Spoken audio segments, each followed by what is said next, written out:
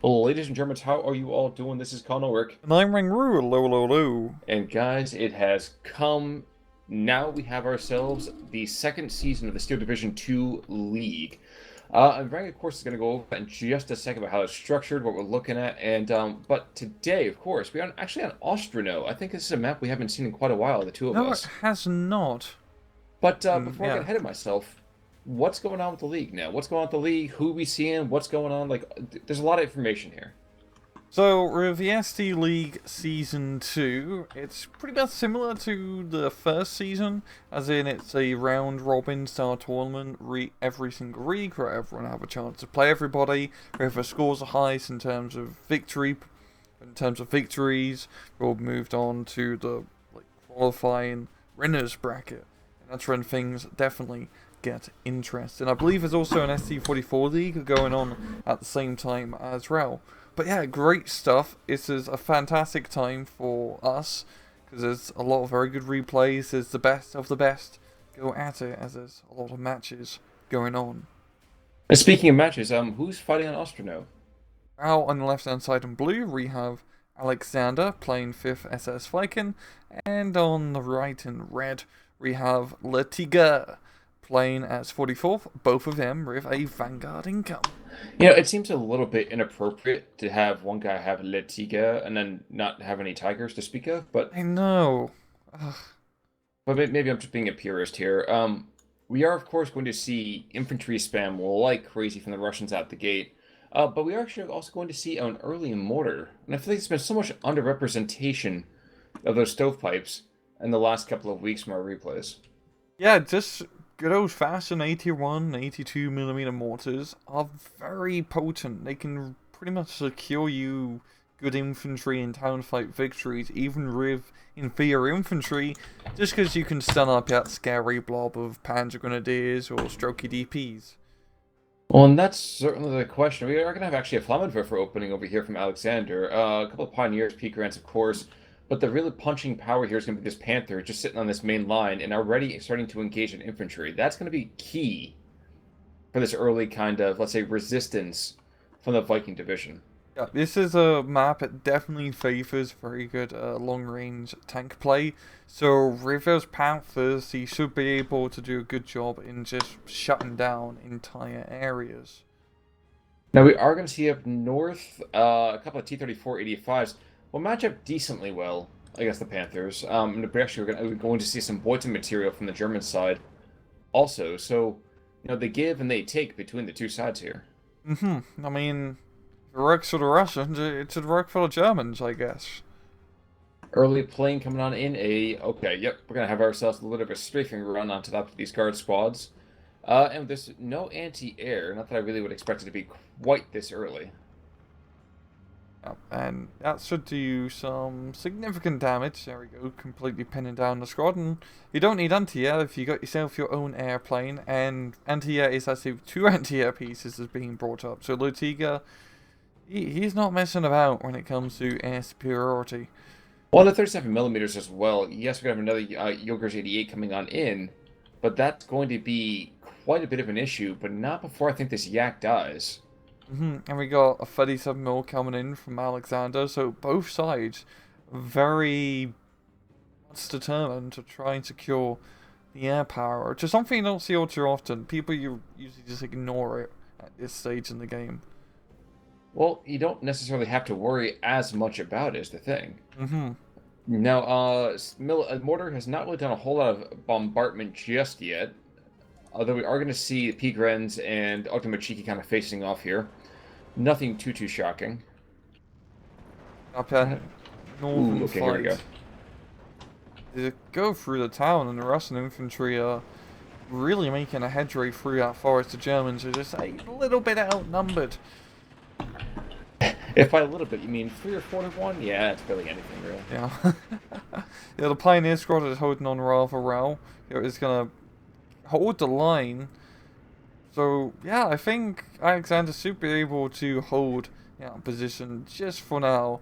But Latiga is bringing in those guard TPs, reinforcements, and is spooling up that mortar to start pounding away. We have a Berg Panther. Woo! Now, to be fair, he is just bringing in some anti-air equipment, but it's such a relief to see that guy. I mean, you barely see him in the first place. It's just kind of so much fun to see him. Yep. But we're also seeing a Mauta Vielek Fagfigwerfer. I think that's how you say it. But it's also another cool thing we don't see all that often. Ooh, you're absolutely right. Honestly, I can't even think the last time I've even seen that. Oh, that's good old classic from SD44.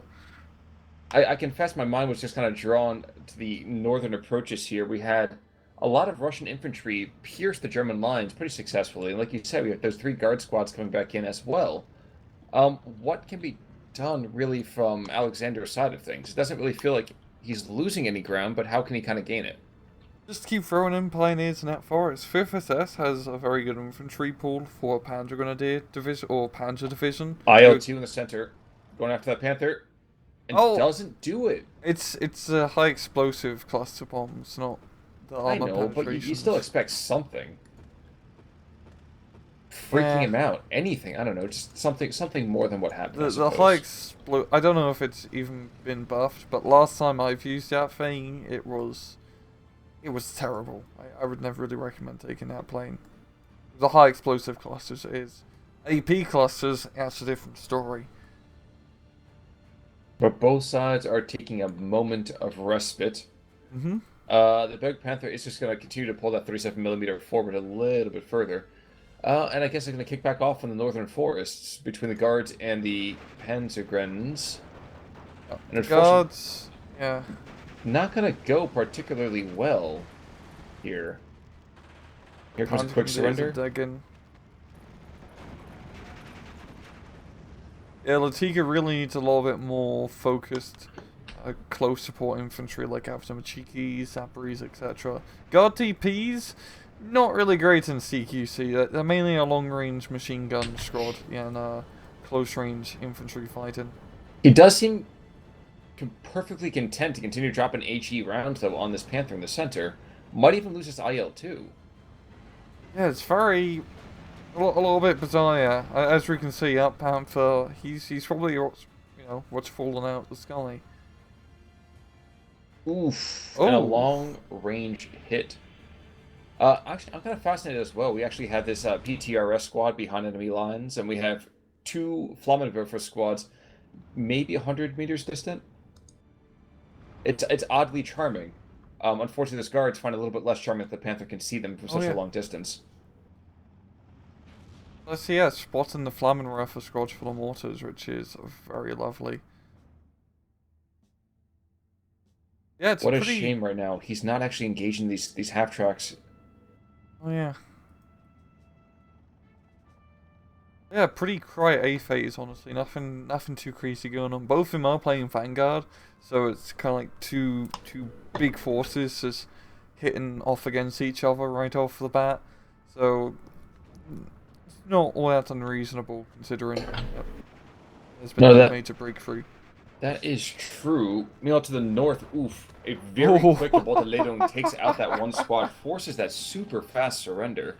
I know, it was at like 11 men, and now it's at none. Yeah, that feeling has to suck, and at long last, we actually see the first tickets coming off here, 13-11 in favor of the Vikings. Now, I guess I'm kind of fascinated as well to see when this Wiederfachwerfer starts to start unloading its rockets. Because of right now, it's just really been, a bunch of points just kind of thrown down the drain. I'm guessing he's going to try and hit out like Guard and PTRS blob. Just right of that flag, yeah, and then try to do a push. That's my guess. We got another class IR-2 bomber being brought in. Actually going to use it against infantry this time, so might actually do something. Half track actually. Oh. I think the infantry will be an unfortunate byproduct, and still doesn't kill. Yeah. Very interesting calls here. Yeah, it's not a good plane. That's all I can say. Otto, however, doing a little bit better. Getting some nice impression on the infantry. But yeah, Alexander's holding the town. He's got the middle under control thanks to his long-range tank play. And infantry as well. Those Panzer Grenadiers are pretty damn scary. Machine gun fight. Well, and they continue to be even more scary as you can look down to the south. That southern forest is getting cleared out here, and if that happens, that mortar has no real support with it. Hmm. That And I could don't really open up that southern side. Because if he captures that forest, he could move up northeast, and that's just open ground. Potentially, yes. He's got to watch out for these three squads moving towards that southern town. But they are going to be over open field pretty soon, and with material like that Flak 37 in the back there, that might be enough to kind of chase them away. But my guess is we'll probably see a dead Ju-88 before that even happens. Yep. Oh. Was he going to crash into the infantry? Oh, a little bit of suppression. There we go. Just a tad. Indeed. Unfortunately for those attacking Tanko Desantniki and the guards, not a whole lot can get successfully done there. Also kind of curious to see why the Yak decided to go over enemy lines, and he does pay the price. Man, it is a bad day to be in the air. Yeah, both sides have really well-established anti-aircraft nets set up. I mean, up north we got a 20 mil from Alexander, or 220 mils actually, so it's not going to be a good day for airplanes, Khan. And it seems so rare that it's a good day in the first place, but we actually are finally seeing some tank-on-tank action. I think we've not really seen any kind of vehicle engagements here. Of course, as I say that, the Panther is just playing, it's a shooting gallery for him. Yep. Yeah, Panther at long range really does have the advantage over those T-34s. The T-34s are pretty bloody good considering, but you need a little bit more in terms of numbers, and preferably to get a little bit closer rather than just a long range shootout, as the Panther has a superior gun and armor. It would certainly seem that way. Now, we are going to see a bit of a resurgent push to the north. In fact, this T-34 is going to run afoul, though, of this Pigren in about, I would say, 20 seconds or so. Yeah, maybe not the best idea pushing up a T-34 like that. If it was T-34-76, I would definitely be on board, because that is disposable. Those 85s, not so much. Well, why would you want anything on a material to be seen as disposable in the first place is beyond me. Unfortunately for that tank, he's able to engage something. I mean, congratulations, you've killed a half-track. Whoop-de-doo. Congratulations. Exactly. Exactly. Now he's stuck behind enemy lines. There's like 2 anti-tank weapons, right? Yeah. Heck, even a Panzerbeater. This is something we really do not see a lot often. It is cool. I think he's trying desperately to hold on until these 5 guards and 2 tanks come up. Actually, no, a second tank coming in as well. But still a very curious decision to be made there. Mm-hmm. In the meantime, we are going to see the Berg Panther actually get some shots off here, and the Panther starts to engage his next playmate. It looks like a 1943-85. It's probably going to be another T-34. Oh, I would certainly assume so. Almost as much as we're going to see probably a 15-10. Yep, sorry, 15-9 rather, coming up here. Yeah. P4s engaging infantry going over the open field. Yeah, would not want to be that, troops. Yeah, that southern side is... I mean, those 2 far southern flags, even though it's nothing there, Alexander just has the overall presence to secure that area. And we're continuing to see as more vehicles get brought on in, it's just... Alexander's tanks just are allowed to just engage vehicle after vehicle after vehicle with impunity. I am surprised this one tank is being allowed to kind of survive. He's moving southwest on that northernmost approach there. The point, like I said, the Panther boy has not really even moved to engage him. Bit of a surprise there. Central Hilltop will be a German hilltop in about 15 seconds or so, as a couple last flamethrower troops try desperately to hold the line against Pigrens, but it's not going to go well. We've all seen how that goes. Yeah, it's northern push. He's got a lot of guards, a lot of infantry. The pioneers are actually out of, the leftly Gebiete, so this could actually work. And also, T-34 we're complaining about has managed to push through, and he's going to get to the other side here. So this might be able to do something, like shoot something as it comes across the road. I think this has been kind of assisted to a certain extent by the lack of any kind of fire from the Vielfachwerfer. Yeah. Oh, he's still here, isn't he? Yes, he is. He's He's moving deploying about. south. We already see a couple of Vesps, though, so maybe we'll see some Vesps beginning to throw some artillery down in that direction. Mm-hmm. Couldn't say for sure. What I can say is that the Tiger is coming in with a lot more of the T-34-85s.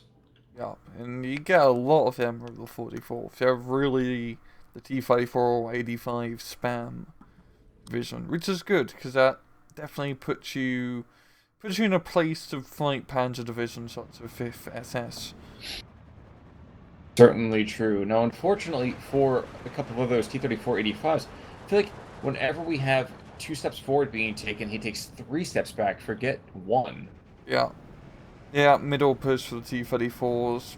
Probably could use some infantry or I'd say recon, but recon isn't super useful. But it's just something in front to screen. And I don't think he's going to have that. But this northern push is working. He's picking off the pioneers and Panda Grenadiers one by one. He just needs a little bit more infantry in that forest. He can completely capture his northern side and maybe start rupturing a hole in Alexander's north. That was a Yaktus that did, wasn't it? Yeah. Unfortunately for him as well, even a Flak 38, wow, when a Flak 38 is able to force back a Funny mill. T-34-85. That is pretty funny. And it even did it. Maybe it was like the T-34-85? I don't No, know. I think it was the flak that killed it. The T-34 was deep in that forest. Oh, it might have been a panther. It was like a hidden panther down south. Oh, We crouching did have an tiger, hidden off-map call-in, panther. by the way, out to engage some of this southern infantry from the Germans. Unfortunately, I think he moved a little teensy bit too close and found himself, well, entered into the roles of heroes there. Mm-hmm. And Yeah. additionally, we have all these Jagdpanzers, Stugs, Panthers. I mean, you're not going to succeed against all of that. He's pretty much set himself up in a good old gun line fashion. And head on, there's not really much Latiga can really do about that. Unless he gets a boatload of T-34s. That's Well, kind of pushing it. the Soviets were all out of boats at this point. Mm-hmm. Now, to the north, you are going to see at long last, Pack 38 is going to totally engage T-34 from super close, and what's that, a few hundred meters? I think he should have a kill here pretty easily. Wow. APCR shells. Oh, yeah, good point. Crit City, but no kills. Yeah. And just like that, the entire push is dead. Hmm. Yeah, it has a pretty good Hotef. Alexander's got the infantry reinforcements in. Just yeah, and Laziga is now really down in terms of points. I guess the thing's kind of surprising to me, for one, is that we're not seeing, first of all, really any committed use from the Vesps or the Vielfachwerfer from Alexander. I feel like that push would have been stillborn. Mm-hmm. Had there been just the tiniest bit of emphasis on using that artillery to its more fullest extent. And I also feel bad for these Tanko Desantniki coming in their half tracks as they're getting shellacked by the Tiger and the P4 and the Panther, excuse me, and the P4 and the Jagdpanzer. This is one of every Panzer. Yeah, exactly. It's like, what do you have? Well, I got a couple Molotov cocktails. We don't drink. Don't worry, neither do I. Let's see what they put in their cocktails. Jeez, I think it'd kill you. I'll certainly let a fire in your heart. Hmm. There's a lot of guards up north and off maps, so Latiga, he's not giving up. Well, kind of hard to give up if you know you're going to go back to the Stavka High Command and get shot. But it is 18-6 right now, and Alexander, he's just following this up. And now we have Vesps that are starting to engage here. Are we going to see any kind of... No, we're not going to. At 5,300 meters, I'd really expect to see some kind of impression to the north, but that is not going to happen. Instead, we have a couple of squads who are just behind enemy lines, just hoping to do some kind of dirty business here. Yeah, the kill Stern Pioneer squad, but those guards won't be guarding for much longer. Nope. Even more so when some of these guards are coming across the open field, they're either getting hit by anti-tank guns or just sheer dumb luck. Geofuck, do something. You're 100 points, man. Do something. Has he still not shot it? No, he's not. 96 rockets just hanging out in those racks. Yeah, this is bizarre. That's really, yeah, that's, I'd be dying to use that thing. But I guess he's... Oh. Yeah. You put a lot of money into that rack. And now this cast has been marked on SFW. We do actually, was that a... Oh, SU-152 is in the field. Unfortunately, not going to be in the best position in the northern side. No, and it... No, not really. It's really more of an infantry support vehicle, and it's getting pounded away by a Pak-38. Yep. Well, the Pak-38 certainly is one of those things that can penetrate as well. Yeah, the SU-152 is pretty light on armor, all things considering, unlike its ISU brethren. But it's, you know, when it shoots its HE gun, whatever's on the other side, if it's soft, usually dies. Now we're going to have one more artillery strike coming down on top of them, and we have about the Panzer B show. Would he be able to actually engage at this range? No. No, he's about 300 meters shy. That's rough. But hey, you know what? It's strange to think that the Germans can just kind of throw bodies at this and still come out ahead, but I feel like that's exactly what's going to happen. Yeah, oh, there we go. There we go. He's waiting for the perfect target. That was the SU-152. And also, yeah, he really doesn't like our SU-152. It's going to be a lot of airplanes. Wow, that's a unique decision. He might freak out the T-34.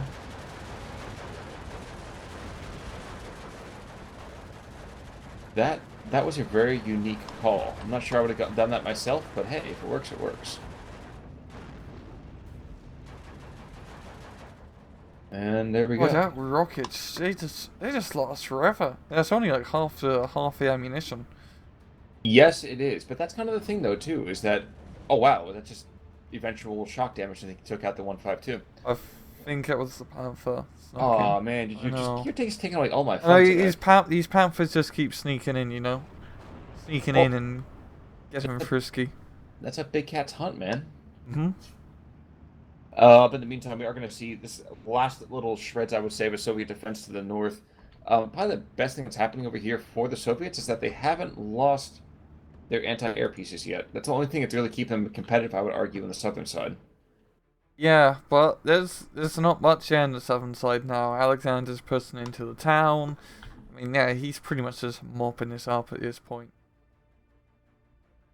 Well, he's not using Pioneers, which is interesting, but that's more of a nitpicky thing than anything else. What if he would start engaging the town with those Vesps? At the moment, it's not happening. Yeah, so the rest was... I was completely blind to him. They fired a couple rounds after the mortars, but that hasn't really done a whole lot with them. Yeah. Yeah, I just feel like this one, Alexis has a solid front line. Doesn't really need to buy much else. I mean, if you look at Latiga's side, there's not much of his stuff that is still alive. Most of it has died. Horrible and bloody deaths. You have certainly spoken the true. I was watching this town fight. It's kind of ferocious. Yeah, Panzer Grenadiers up close are actually pretty scary. It's like they can shoot the machine guns up close on like an ST-44, so... Yeah, that was the only way to defeat them. Get close, guys, but they have a machine gun. Don't worry, under 300 meters it doesn't work. Oh, that was rough. Yeah. But the Berg Panther is actually going to be the one delivering the coup de grace to that city. I think he's going to get in there just in time to engage that last squad of infantry. Yep. But coming along with that, the Panther, of course, is engaging last couple of T-34s on the field. Do not think they are long for this world, but that's exactly what happens, I suppose. So, what would have been a better attempt to push back the Vikings here? How do you save yourself from those devils? That's a good point. This map definitely doesn't favour 44th in terms of the long-range tank battles. He could have probably gotten that Northern Forest. He had more specialist CQC infantry and a lot bit more aggressive through his mortar plays. He really wants to try to stick like in that Northern Forest and also try to take the hill, because that's a pretty good spot to take as well. Close, looking for like close to medium range firefights where you can spam T-34s in and really deny the use of long range heavy anti-tank play. But also 5th SS, I mean, it's very meta division. It's pretty, it's like one of the best German divisions, I would say. And that is because they just have that infantry spam. They are really good as an infantry division. And they're not even an infantry division. And holy crap, look at the kills. I'm I very know. sorry, Latiga. I did seriously not think it was quite that severe. Same. It didn't feel that bad, but... But then we look at the Panther like this Englishman here, the Englander, and what, 1, 2, 3, 4, 4 tanks, Ooh. the off map, a couple squads of infantry. That man right there is a killing machine. Yeah, and it's pretty sad that the kill side as It's a little even a anemic. page. But it's pretty impressive, I'm not going to lie. Considering he survived 24 minutes, only getting 410 kills. Exactly. I mean, usually when you get like such like differentiating KD ratios like this, it's usually like a 10-minute match.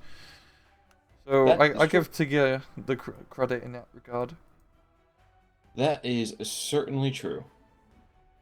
But for our first cast over here into the new season, Ryan, how do you feel like it's back? Good to be back, or? Yeah, it's just good to be doing ST League again. It's really my favorite part of ST2. I certainly agree. So, folks, we do have a couple other killer replays coming over here this week for you. Do check in with those. I guess until, well, for the next couple of days. Until next time, I'm Con Ulrich. Rangru, take it easy.